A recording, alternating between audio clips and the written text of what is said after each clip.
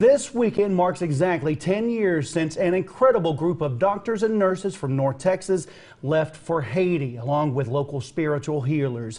Their goal was to bring at least some relief to victims of the January 12th catastrophic 7.0 earthquake. People there were desperate for help, and I was fortunate enough to see for myself and report back to viewers at home on how the North Texas Medical Mission tried to help as many of those victims as possible in a short period of time. A decade later, I talked with some of those members of the relief team about this mission they will never forget.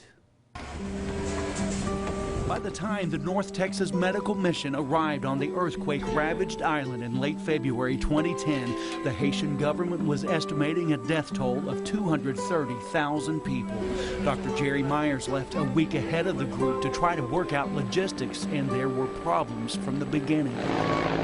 The night before we were flying the group in, we didn't know if the airport was going to open. And I knew we could not come across the border because they would confiscated everything we were bringing in. We kind of bribed our way through the airport. I think one of the things that first impressed me on that first day was driving through all the ruins and then coming upon what we called shanty towns or tent cities, which literally you could smell before you saw them. And we'd pass by and they had a whole line of porta potties outside the tent cities. Every one of them was flooding over into the gutters. One of Dr. Robert McBroom's first patients was a child. Dehydration and diarrhea. That little kid was drinking out of the gutter. And down there where the wild hogs were. Yeah. And the chickens and all the livestock, not to mention their own excreta. We're in a situation where there's still bodies beneath the rubble. When we went to Port-au-Prince and we went through there, people were just walking around the rubble knowing that their family's still in there.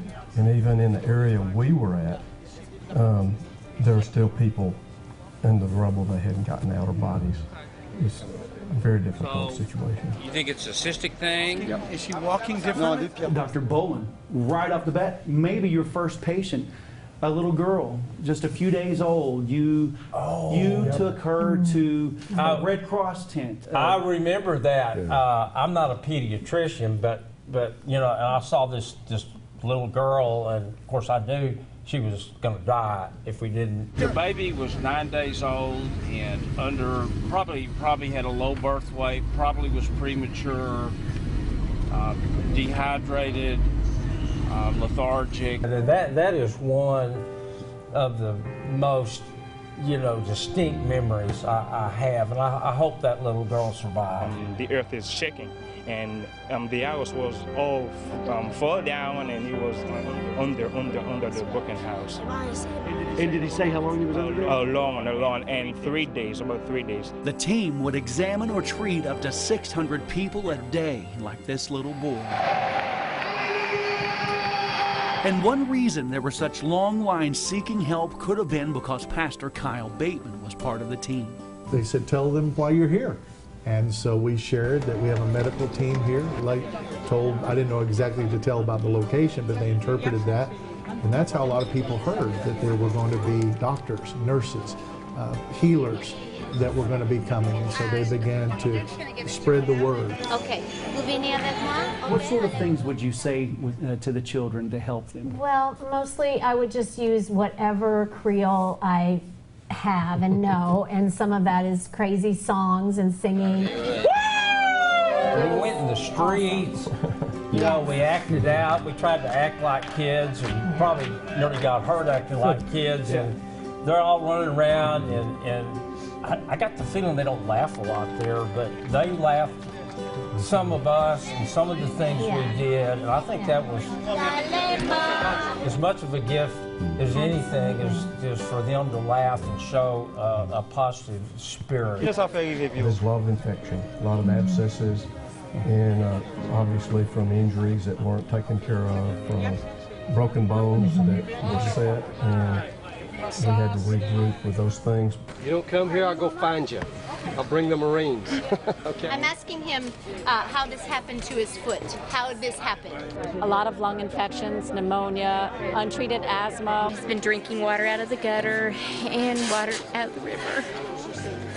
And he's very sick. For a week, this team hurt right along with their patients. Ask her when I'm pushing, if it makes it worse. But what would hurt the most was not knowing if their patients would get care and survive once they left the ravaged island.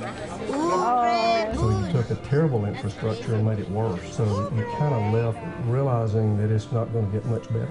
But you feel like you've at least made a mark there. What matters is that we make the effort, and if we could give anybody 5 minutes of comfort with the type of services that we provided that week, then we will have accomplished our mission. This will be the last time that we'll probably all be together. This has been an incredible thing. It was indeed an incredible thing. Very well done. They worked from early morning to when the sun went down. Hardly any breaks, maybe a little bit to get water or something to eat. I'll have to say, this was the best day in medicine I've ever had. The only way you're going to know what all you have done here is probably when you get to heaven.